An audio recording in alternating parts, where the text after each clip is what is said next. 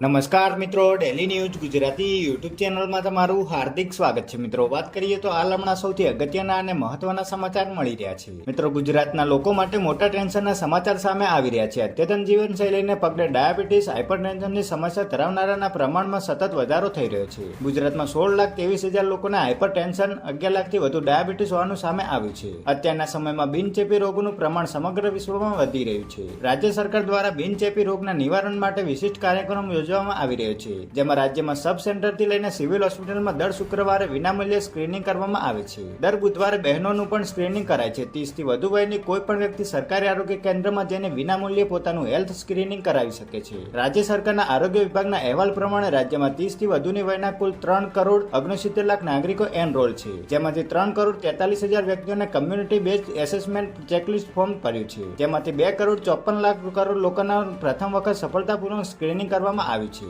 આ પૈકી 11,07,000 ને ડાયાબિટીસ, જ્યારે 6,900 જેટલા લોકોને કેન્સર હોવાનું નિદાન થયું છે.